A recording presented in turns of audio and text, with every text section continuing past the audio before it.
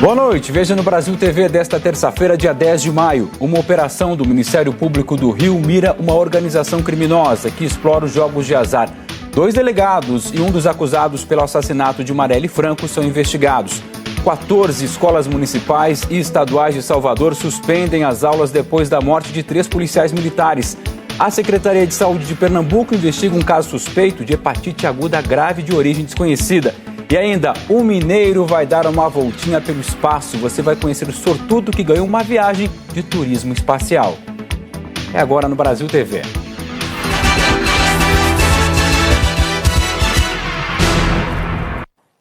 O Ministério Público do Rio fez uma operação hoje com mandados de prisão e busca e apreensão contra integrantes de uma rede de jogos de azar. A polícia encontrou R$2 milhões em dinheiro vivo na casa de uma delegada. Ela e outro delegado são acusados de envolvimento nessa rede criminosa explorada pelo bicheiro Rogério de Andrade e pelo PM reformado Rony Lessa, réu pelas mortes da vereadora Marielle Franco e do motorista Anderson Gomes.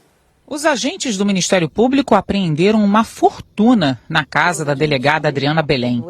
Primeiro, R$1.200.000 em sacos de lojas famosas. E depois, mais R$500.000 em uma mala. Recentemente, a delegada presenteou o filho com um carro de luxo 0 quilômetro, quando ele completou 18 anos. E postou foto em uma rede social dizendo que o veículo é blindado. A Adriana Belém mora neste condomínio da Barra da Tijuca, na zona oeste do Rio. No mês passado, ela foi nomeada assessora na Secretaria Municipal de Esportes. De acordo com o portal da Transparência, o salário líquido dela era de R$ 8.345. A prefeitura informou que a delegada licenciada será exonerada do cargo. Em 2020, a Adriana Belém foi candidata a vereadora pelo PSC. Recebeu 3.500 votos. Na campanha, ela declarou ter R$180 mil em espécie. Um valor bem menor do que o encontrado hoje, apenas 2 anos depois. As investigações indicam que Adriana Belém está ligada à organização criminosa que comanda uma rede de jogos de azar em diversos estados do país. A delegada é investigada por envolvimento no esquema de liberação de máquinas caça-níqueis. Segundo o Ministério Público, a rede de jogos de azar era explorada pelo contraventor Rogério de Andrade e pelo PM reformado Rony Lessa, réu no caso da morte da vereadora Marielle Franco e seu motorista Anderson Gomes. A investigação aponta que o bicheiro Rogério de Andrade e Rony Lessa abriram bingos e diversas casas de apostas e tiveram o apoio de delegados, policiais civis e militares, que, segundo os investigadores, recebiam propina. Nós tivemos acesso à denúncia do Ministério Público que mostra como funcionava o esquema de corrupção para facilitar a prática dos jogos ilegais.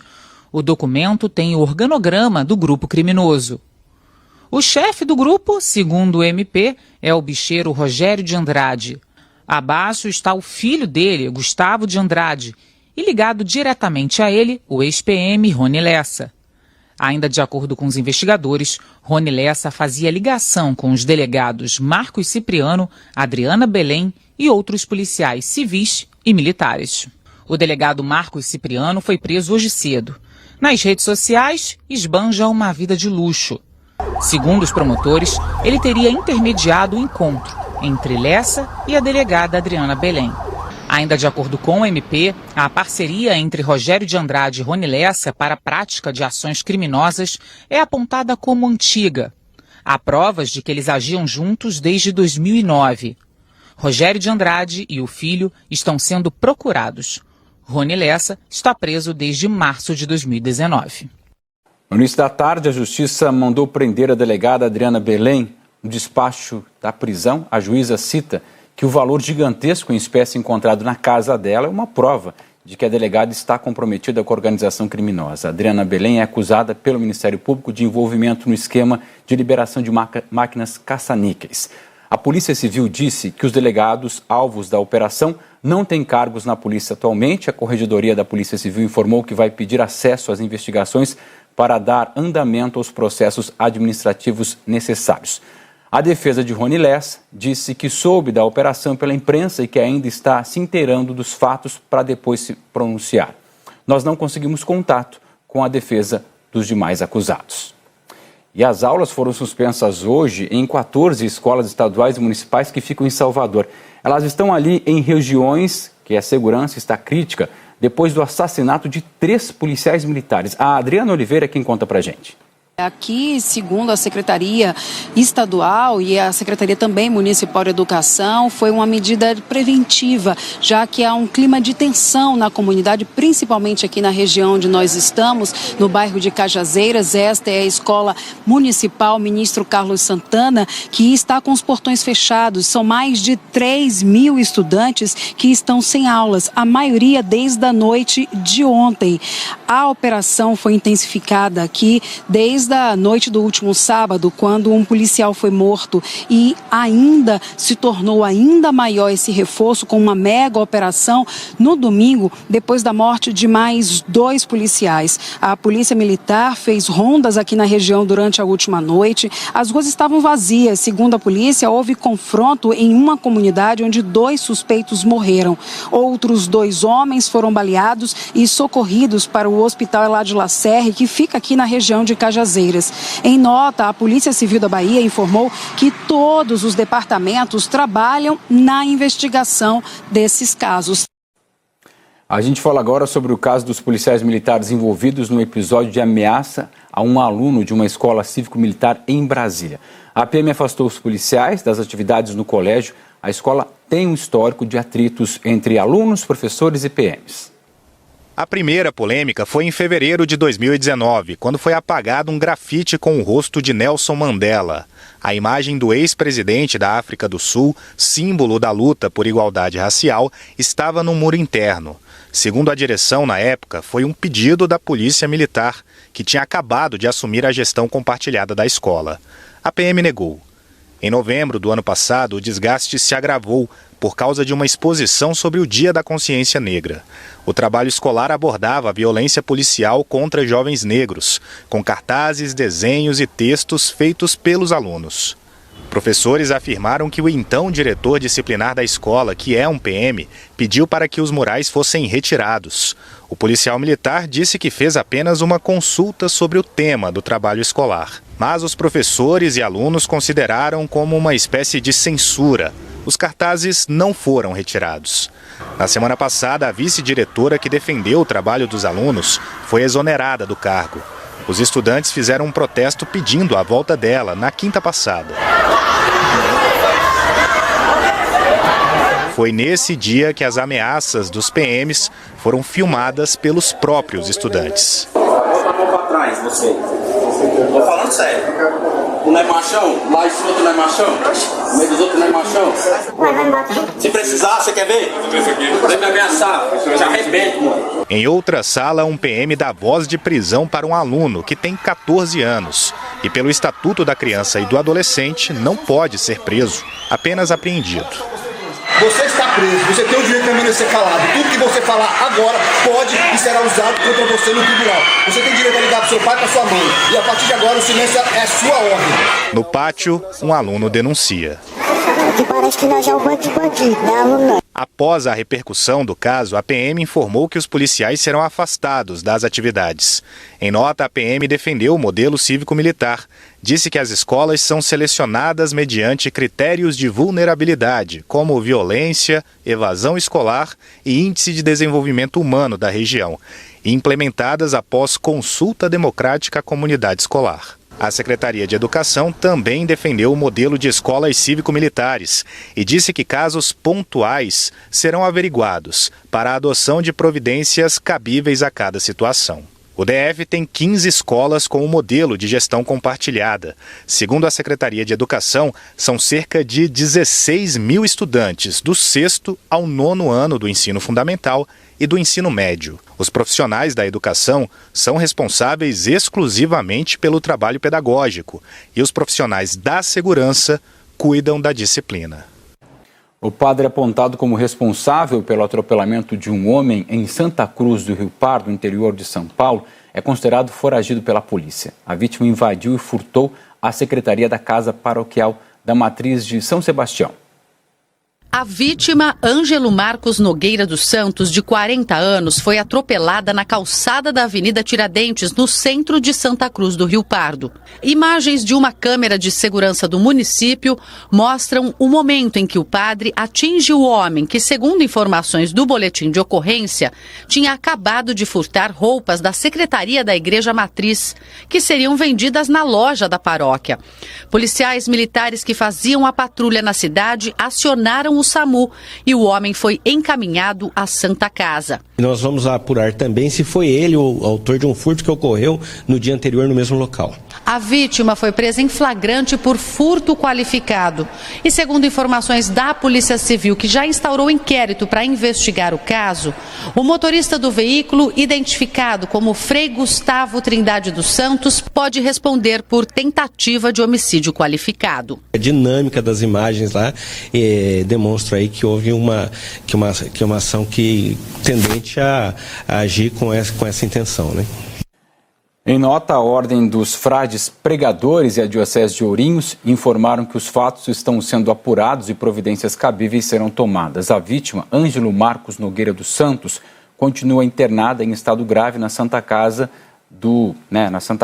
em Santa Cruz do Rio Pardo. Ainda de acordo com o delegado, 3 advogados foram até a delegacia representando o padre, mas eles não disseram onde esse padre está. E a procura por testes de Covid-19 aumentou nas últimas semanas em Belo Horizonte. O crescimento foi observado depois do feriado de Tiradentes. Segundo os especialistas, a flexibilização no uso de máscaras e a chegada do frio podem explicar essa tendência. O céu colorido de manhã parecia até um aviso. O dia ia ser gelado em BH. Muita gente teve que tirar a blusa do guarda-roupa. E quando o tempo esfria assim, já sabe, né? Veio a rinite, veio a gripe e a gente tem que cuidar, né? Senão piora. O período em que as doenças respiratórias começam a aumentar coincidiu com a liberação do uso de máscaras na cidade. Desde o fim de abril, cada um escolhe onde e quando usar a proteção. Quem tinha problema respiratório, como no meu caso, antes, durante essa pandemia que teve a obrigatoriedade de usar máscara, para mim foi bem melhor. Porque eu senti bem melhor, o cansaço respiratório que eu sentia antes, eu não sinto mais. Pelos dados da Secretaria de Saúde de Belo Horizonte, nas últimas semanas aumentou a quantidade de pessoas procurando testes de Covid. Na penúltima semana de abril, o município fez pouco mais de 4.000 testes. Na semana seguinte, já foram 5.352. E na primeira semana de maio, 5.678. Este médico infectologista diz que a demanda realmente aumentou. Para ele, tanto a mudança no tempo quanto a liberação das máscaras, além da maior aglomeração das pessoas, podem ser responsáveis por isso. Sinalizando que a gente tem tido mais circulação do vírus, a gente tem que acompanhar atentamente o quanto que isso vai repercutir em ocupação hospitalar, tanto de enfermaria quanto de CTI, porque são os indicadores principais para permitir ou não manter essas flexibilizações. A demanda por testes de Covid também aumentou na rede particular. Em um único laboratório, que atende a região metropolitana de BH, a procura, na primeira semana de maio, foi 63% maior que na semana anterior. E cerca de 13% deles deram positivo. É sinal que a coisa ainda não está naquele nível de segurança, né? Então a gente realmente tem que se precaver mais ainda. Então vamos continuar prevenindo, usando o álcool, usando a máscara onde você não sente segurança, né, de estar sem ela. E eu acho que é isso, né? A gente está aí, a prevenção acima de tudo. A Secretaria Estadual de Saúde de Pernambuco investiga um caso suspeito de hepatite aguda grave em uma criança de 1 ano, na cidade de Toritama, que fica no agreste do estado. O menino deu entrada no Hospital Mestre Vitalino, aqui em Caruaru, no último dia 27 de abril. De acordo com a unidade de saúde, ele apresentava manchas na pele, febre e dor abdominal com aumento do fígado. O menino, que não teve a identidade revelada, apresentou melhoras e recebeu alta na última sexta-feira.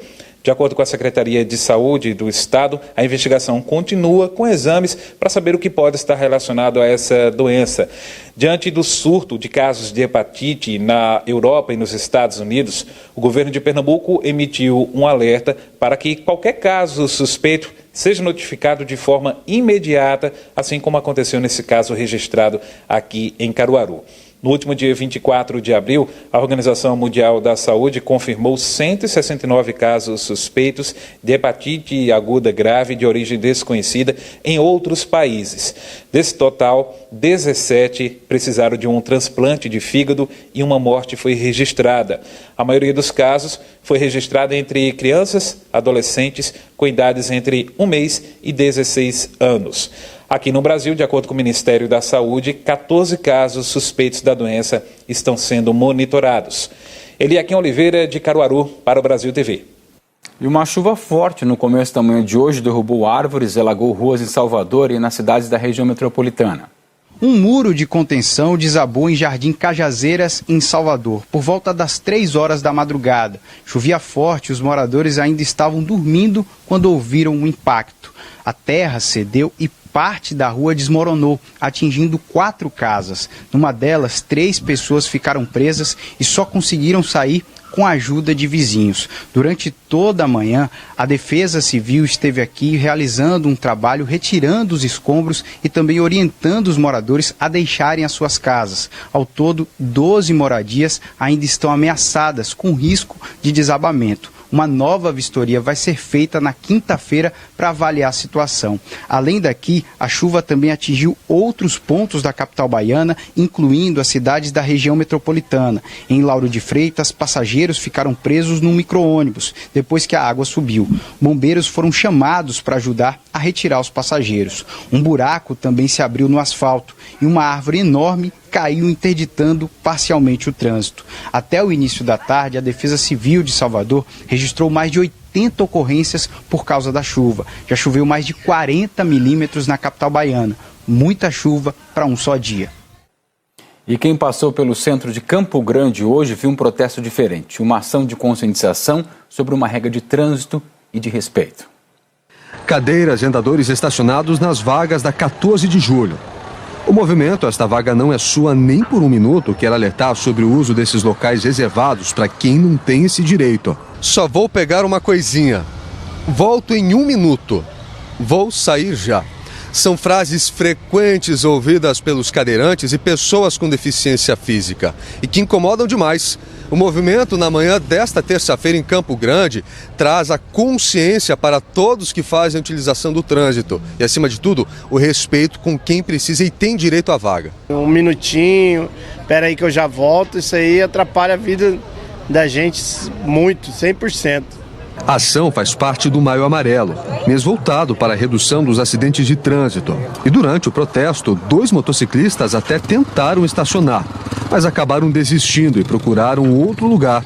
Vale lembrar que, além de uma questão de respeito, estacionar em uma vaga reservada sem permissão é uma infração de trânsito com multa de quase R$300, além de 7 pontos na carteira. Então é a falta de respeito, né? A pessoa com deficiência. Eu ainda sou amputado, ainda consigo andar por vários metros, mas e um cadeirante?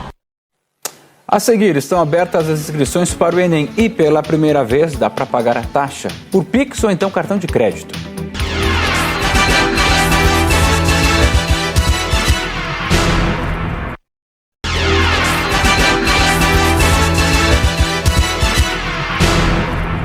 Brasil TV de volta falando sobre o reajuste no preço do diesel, que hoje chegou às bombas. São 40 centavos a mais por litro. Em São Paulo, as frutas, verduras e legumes entregues hoje na central de abastecimento do estado não tiveram reajuste. Mas os caminhoneiros que fazem as entregas já sabem. Logo, logo os consumidores vão pagar esse aumento. Essa imagem dá uma dor no coração. Hoje os postos já estão repassando mais um aumento do diesel, dessa vez de 40 centavos. Quem roda por São Paulo o dia todo, como seu Valdeci, não sabe mais como fazer. O ideal seria repassar, só que eu trabalho, por exemplo, para pessoas mais humildes, de comunidades e tal. Então, assim, fica difícil estar repassando. Na CEAGESP, maior entreposto comercial do país, nas rodinhas de conversa não tem outro assunto. O assunto no momento hoje é o aumento do preço do diesel. Tá complicado aqui, a rapaziada toda reclamando. Às vezes dá até vontade de desistir, né? Porque é um absurdo o jeito que tá o diesel, né? Diesel, pedágio, tudo caro. O desabafo é de quem há 25 anos ganha vida na estrada fazendo a ponte entre o campo e a cidade. Está cada vez mais difícil para o caminhoneiro acompanhar o giro da bomba de combustível. Quanto você gasta para vir do Rio até aqui com diesel? 2.200, 2.300, mais ou menos. Deve ir para quanto com esse aumento aí de 40 centavos? 40 centavos, vou gastar aí mais... vai para uns 2.500, mais ou menos. Vai me andar 650 quilômetros. O Márcio, que depende de entregas, já teme o pior. Qual é o seu medo? Ficar desempregado. E é o que está acontecendo. As empresas estão fechando. Os grandes não, né? Os pequenos. Os pequenos não aguentam. A alta do diesel provoca um efeito em cascata. Combustível mais caro, o frete sobe e no final das contas, você, eu, todos nós acabamos pagando essa conta. É que está cada vez mais difícil aquela missão de levar alimento para dentro de casa. Vai chegar até o cliente que vai pagar, infelizmente. Aí a caixa de cenoura que está saindo hoje... R$80. Vai para quanto? Acredito que uns 85 a gente vai ter que cobrar, né? Dá uma olhada nesse gráfico do DIEESE, que faz o cálculo do preço da cesta básica. Durante 2019, o preço até que ficou estável. Lá pelo meio de 2020, começou um aumento que não parou mais. E este ano, desde janeiro, a cesta básica já subiu mais de R$90, passando dos R$800. É o maior valor já registrado na história da pesquisa. O aumento do diesel sistemático, né, e que já em 2022 acumula um percentual aí quase perto de 20%, afeta ainda mais a questão dos alimentos, uma vez que o Brasil é um país muito grande. Então você tem, além do aumento do alimento, um aumento no custo da distribuição que impacta no preço final e no bolso de todas as famílias brasileiras, mais naquelas com renda menor. Começou hoje o período de inscrições para o Exame Nacional do Ensino Médio, o Enem. E para quem não é isento, tem novidade na forma de fazer o pagamento da taxa. O Arthur quis largar na frente e madrugou para fazer a inscrição. Eu acordei 00:30, fui lá, fiz a inscrição, conferi se estava tudo certo. Eu vim de uma família muito pobre, sabe? E fui crescendo aos poucos. Então, eu tive a oportunidade de estar em uma escola boa. Então, eu quero crescer mesmo. E mostrar que quem veio do gueto, quem veio da favela também pode fazer mais. As provas do Enem vão ser nos dias 13 e 20 de novembro. Datas que já disparam o cronômetro. A partir de agora, são 6 meses de preparação. Tempo para focar nos estudos e, principalmente, aprender a controlar a ansiedade. A Maria Eduarda buscou apoio para lidar com a pressão do primeiro Enem. No início desse ano, eu tive muitos problemas com ansiedade. Tem que ter um equilíbrio, senão a gente vai chegar no Enem e vai surtar. Não adianta, é uma coisa psicológica também. Os candidatos têm até o dia 21 de maio para se inscrever no site do INEP. Mesmo quem conseguiu isenção da taxa deve entrar na página do participante e fazer o cadastro. Quem quiser ser identificado pelo nome social e já tem registro na Receita Federal também pode se inscrever com ele. E o estudante que no dia das provas for precisar de algum atendimento especializado já precisa fazer a solicitação anexando os documentos necessários. Pela primeira vez, os candidatos podem usar o Pix ou o cartão de crédito, além do boleto bancário, para pagar a inscrição, que custa R$ 85. Tem uma pergunta. Você teria coragem de viajar para o espaço? O engenheiro de produção de Belo Horizonte, além de coragem, tem sorte. Ele foi um dos 6 felizados de um sorteio entre pessoas do mundo inteiro para participar de um voo de turismo espacial. A Raquel Freitas conta essa história melhor para a gente. Esse passeio está prestes a se tornar realidade para um morador do bairro Santo Antônio, região centro-sul aqui da capital. É o Vitor Espanha, de 28 anos. E como é que ele garantiu essa passagem para o espaço, Aline? Bom, ele comprou um NFT, que é uma espécie aí de selo de autenticidade para qualquer tipo de arquivo digital. E aí ele comprou em criptomoedas, investiu cerca de R$4.000 e depois participou desse sorteio e foi um dos 6 passageiros sortudos aí que vão participar da missão NS-21. O Vitor vai ser o segundo brasileiro aí para o espaço. O primeiro foi o astronauta Marcos Pontes em 2006. Ainda não tem data marcada para essa viagem, mas a expectativa do Vitor já está lá nas alturas. Lá de cima ele vai poder ver, por exemplo, a curvatura da Terra, um brilho sem igual das estrelas e se ele tiver sorte, ele vai poder ver até a Lua se pondo ou nascendo de trás da Terra. E sabe qual foi a primeira reação da mãe dele? Ela chorou, mas não foi de felicidade não, ela ficou com medo. Mas depois disso, o Vitor sentou com ela, explicou todos os detalhes e agora está todo mundo, família, amigos, o Vitor na maior expectativa para esse embarque ao espaço. O Brasil TV fica por aqui, te lembrando que o Jornal Nacional começa às 8h30 pelo horário de Brasília. Uma boa noite e até amanhã.